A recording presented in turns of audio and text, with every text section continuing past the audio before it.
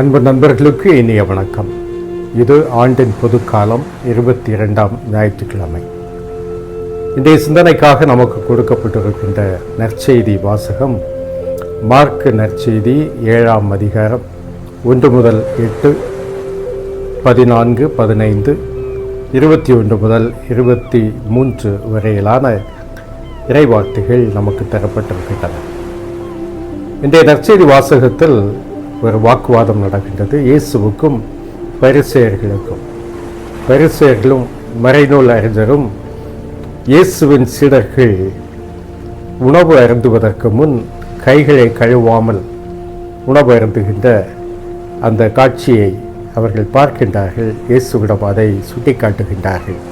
இயேசு அவர்கள் செய்வது தவறுதான் என்று சொல்வதற்கு பதிலாக சீடர்களை அவர் நியாயப்படுத்துகின்றார். கைகளை கழுவாமல் உணவு அருந்தாதீர்கள் என்று சொல்வது ஒரு சாதாரணமான ஒரு விடயம், எல்லோருக்கும் தெரிந்த, எல்லோரும் ஏற்றுக்கொள்ளுகின்ற ஒன்று. ஆனால் இயேசு இதை அப்படி பார்க்கவில்லை. ஏனென்றால் பரிசேயர்களும் மறைநூல் அறிஞர்களும் பயன்படுத்துகின்ற ஒரு வார்த்தை தீட்டான கைகளினால்.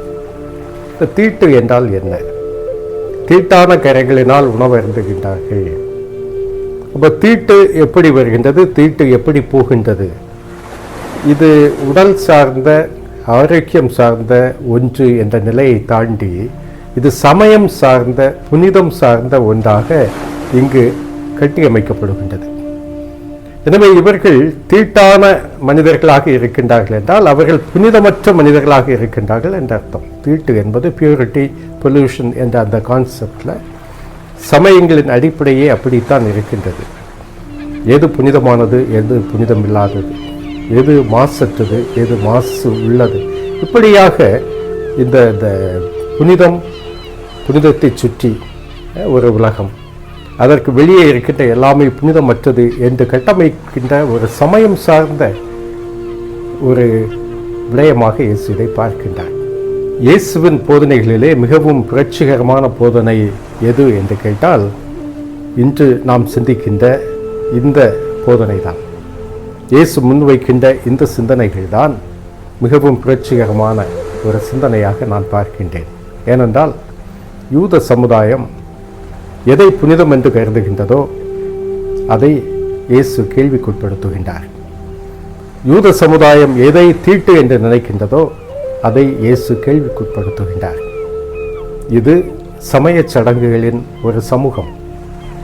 எனவே இந்த சமூகத்திலே இதைத்தான் செய்ய வேண்டும், இதை செய்யக்கூடாது என்று நிர்ணயிக்கப்பட்ட ஒரு உலகத்திலே அதையெல்லாம் இயேசு குலைத்து விடுகின்ற ஒரு செயலை இங்கு செய்கின்றார்.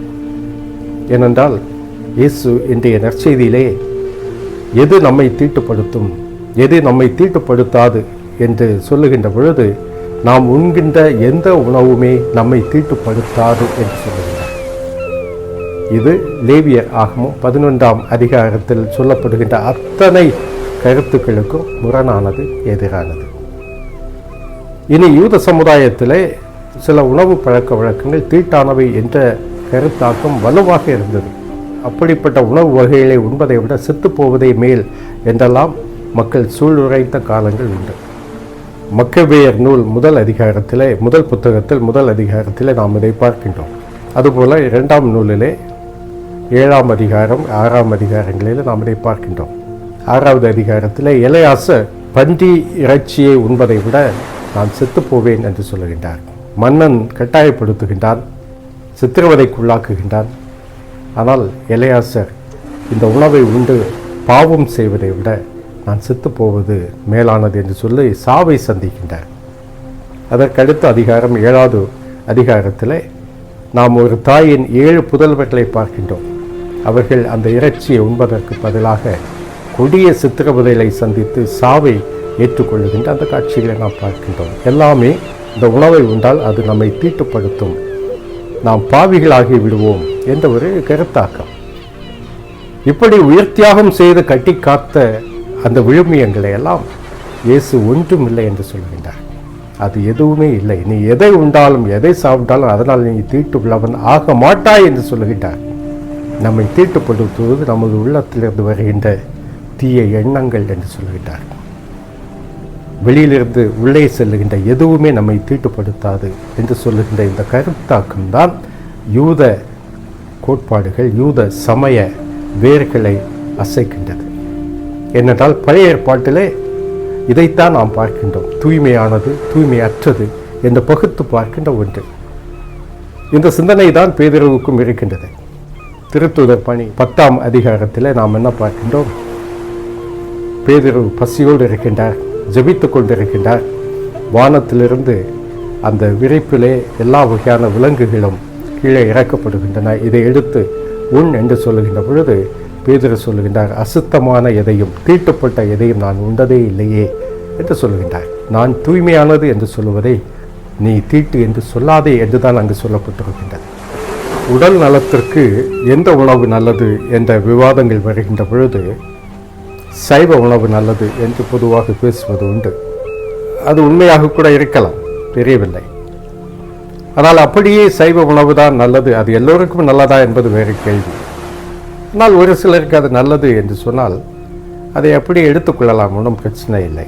ஆனால் அதையும் தாண்டி இனி அது அந்த உணவு தான் புனிதமான உணவு என்ற ஒரு நிலைக்கு அது உயர்த்தப்படுகின்றது அல்லவா? அங்குதான் பிரச்சனையே இருக்கின்றது. இனி அந்த உணவை உண்கின்றவர்கள் தூய்மையான மனிதர்கள் என்ற ஒரு கருத்தாக்கம், அசைவ உணவு உண்பவர்கள் எல்லாம் தாழ்ந்தவர்கள் என்ற ஒரு கருத்தாக்கம் வருகின்றது அல்லவா? இங்குதான் பிரச்சனை. இயேசு இதைத்தான் எதிர்க்கிறார். அண்மையில் நான் படித்த ஒரு கட்டுரை, இது இணையதளத்தில் வந்த ஒரு கட்டுரை. அந்த கட்டுரை எழுதியவர் சுவாதி சதாஞ்சலி என்பவர் எழுதியிருக்கிறார்.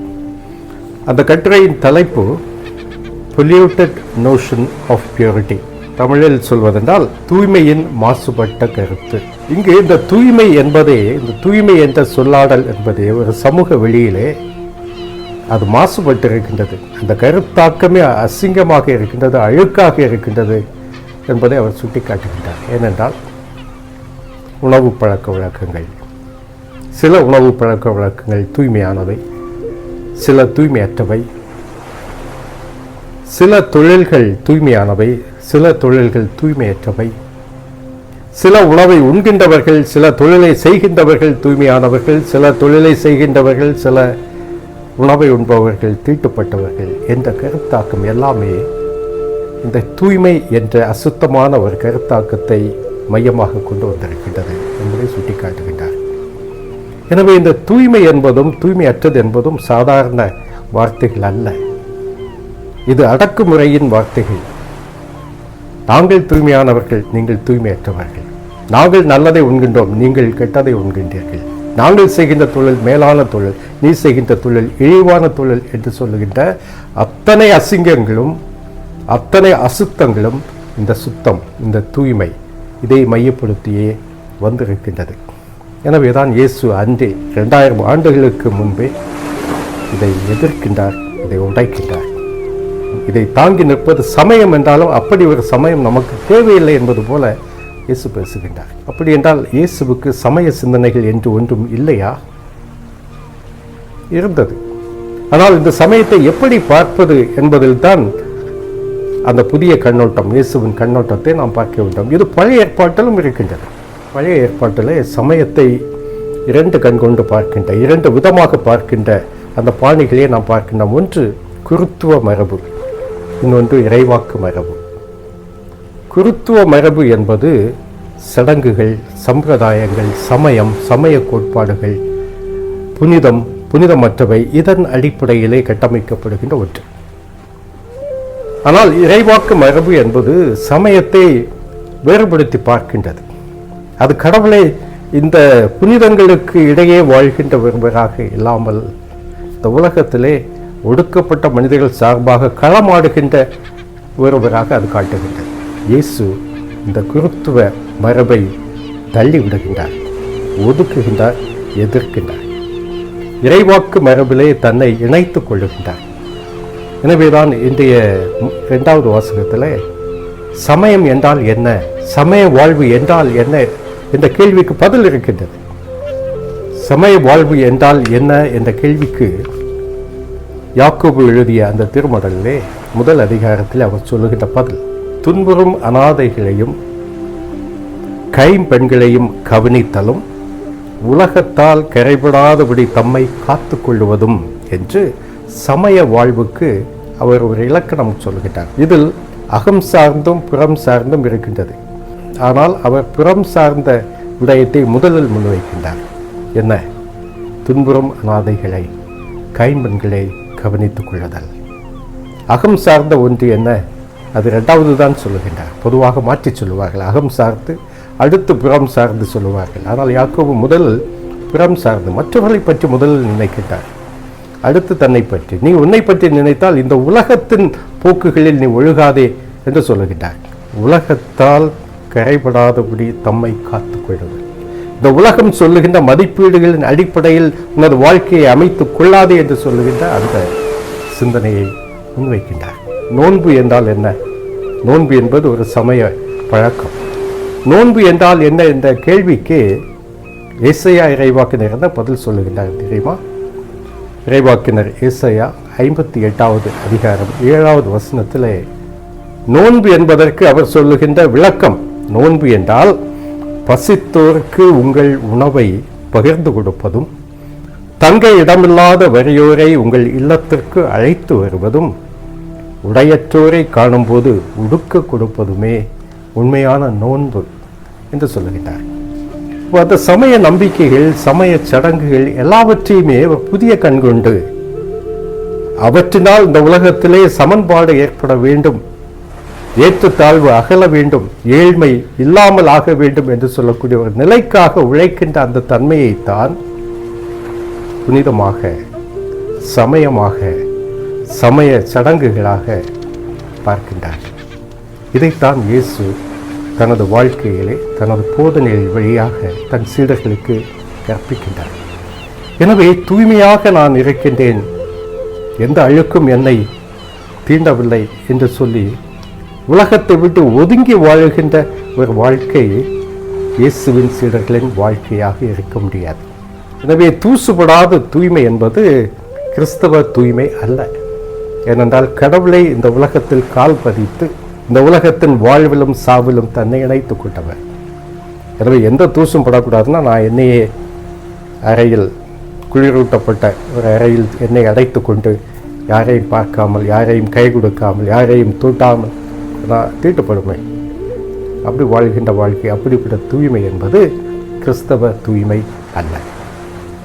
கிறிஸ்தவ தூய்மை என்பது தன் சகோதரனை தாங்குவதால், அவனுக்கு கரம் கொடுப்பதால், அவனோடு தோள் கொடுப்பதால் அழுக்காகி போகின்ற அந்த மனிதர்கள் தான் தூய மனிதர்கள், தூய்மையான மனிதர்கள். இன்றும் நாம் வாழ்கின்ற பகுதிகளிலே சுற்றுப்புறத்தை தூய்மையாக வைத்திருப்பதற்காக தங்களை அழுக்குப்படுத்திக் கொள்ளுகின்ற இந்த மனிதர்கள் தூய்மையான மனிதர்கள். இந்த உலகத்தை விட்டு, இந்த மனிதர்களை விட்டு ஒதுங்கி நாங்கள் அமைதியாக இருக்கின்றோம், தூய்மையாக இருக்கின்றோம் என்று சொல்கின்ற மனிதர்கள் அழுக்கு மனிதர்கள். அப்படித்தான் பலர் இருக்கின்றார்கள். எனவே இன்று இயேசு நமக்கு சொல்லுகின்ற இந்த போதனை, தன் சீடர்கள் ஒரு சின்ன தப்பு செய்தாங்க, ஆனால் அந்த தப்பை நீ எப்படி அதை ஊதி பெருமைப்படுத்துகின்றாய், எப்படி அவர்களை மட்டம் தட்டுகின்றாய் என்பதை வைத்து ஆழமான ஒரு போதனையை நறுக்கென சுருக்கமாக நமக்கு சொல்லுகின்றார்.